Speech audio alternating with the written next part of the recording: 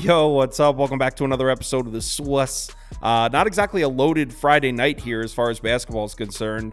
NBA obviously has entered the All-Star break, and college basketball is loaded up for a huge Saturday, so not a ton of action. I did find 4 games that I'm going to go through here. As far as Thursday night goes, it was pretty much a break-even night. The only NBA game I bet was the Jazz. I should have bet Minnesota too. I like the Timberwolves, didn't bet them, but I lost the Jazz, obviously. They almost came back and won too, but I lost Utah. I lost Colorado as well. I lost the Buffs, but I won the SMU and USC bets. So pretty much a break even. I actually lost a few dollars. So, but yeah, Friday night, going to go through 3 or 4 games. We'll see. Let's go. Welcome to the Swiss. The Swiss.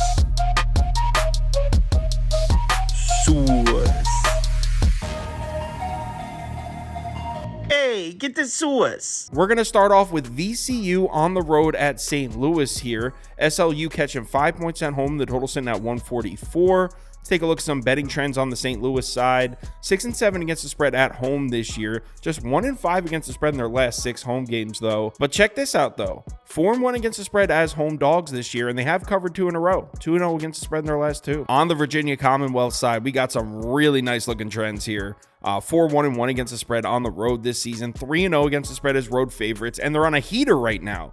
8-1 against the spread in their last 9, VCU. If we pull up the overall net efficiency numbers from these two teams in the last 10 games, I mean, it's not even close. 73rd to 307th in net efficiency. Look at the defensive ratings. 6th to 336th. That being said, I can't sit here and pretend that VCU's offense has been perfect. In fact, they don't even have the hugest edge here.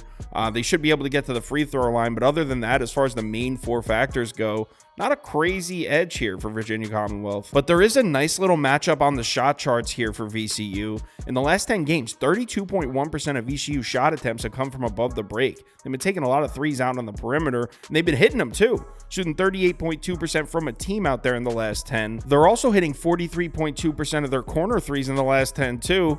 And as you can see on the other side of this chart, defending the 3-point shot has been an issue for St. Louis. So I know the numbers aren't overwhelming, but I actually like the matchup for VCU's offense here. And when we flip it over to the other side of the ball, I mean, there's no comparison. Efficient field goal percentage in the last 10 games, 2nd to 174th. Huge rebounding edge, turnovers, free throw rate, everything points to VCU's defense. I know St. Louis at home has been a really nice bet, especially as home underdogs, but I hate this matchup. And VCU's been so good on the road, so I bet this already. VCU -5. Toast got it at 4.5.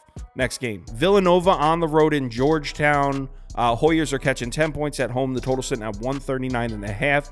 Betting trends on the Nova side, not looking good.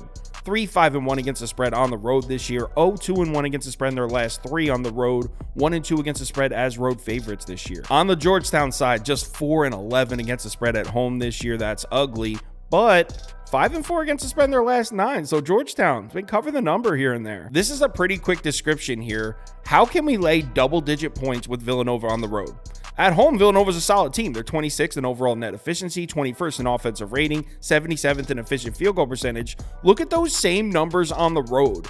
190th, 260th, 253rd. Villanova's offense has been flat out bad on the road this year. Now, on the other side of the court, I'm not going to lie to you, it's going to be tough sledding for Georgetown offensively. It's really Villanova's offense that dips on the road. Their defense has been pretty solid on the road. It's the offense that's been terrible. I will say that Georgetown does have the rebounding and turnover edge on this side of the court. So at least they should be maximizing their number of possessions in this one. Look, straight up, 10.5 is just too many points here. This is an inflated number because everyone makes jokes about how bad Georgetown is, and I don't think people truly realize how bad Villanova's been on the road, especially offensively. Truth is, Georgetown's been covering the number. 5-4 against the spread in their last 9. Villanova being trashed on the road, I'm in. Give me the Hoyas, already bet this. Georgetown plus 10.5. I even put a few dollars on the money line. That's extremely high risk, though. Next game. Let's talk some MAC basketball. We got Ohio on the road at Toledo. Toledo laying 6 points at home. The total sitting at 159.5.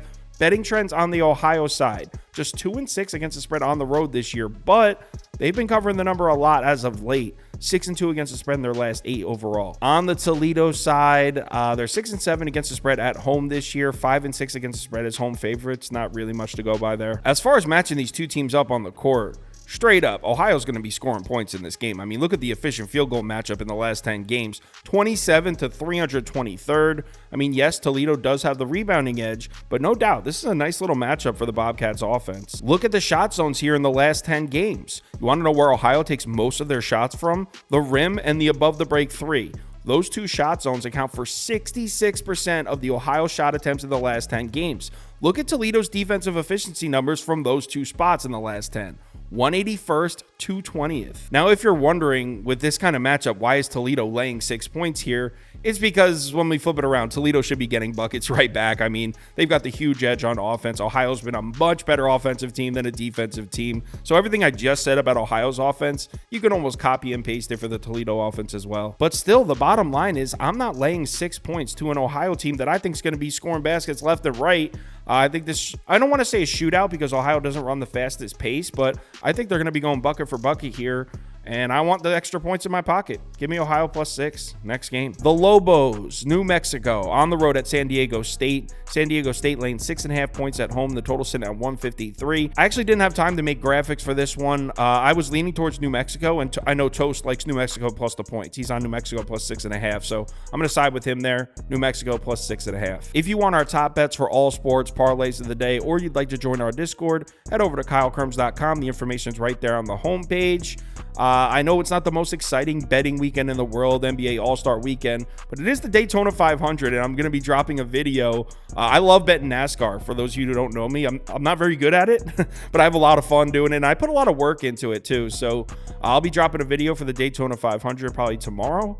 Let's have ourselves a great weekend. College basketball Saturday is loaded. We're going live at 10:30 a.m. Eastern time. We got, I think, 17 or 18 games queued up. So it should be an awesome Saturday for college basketball. Hope to see you there. Remember to bet responsibly, and I'll talk to you soon.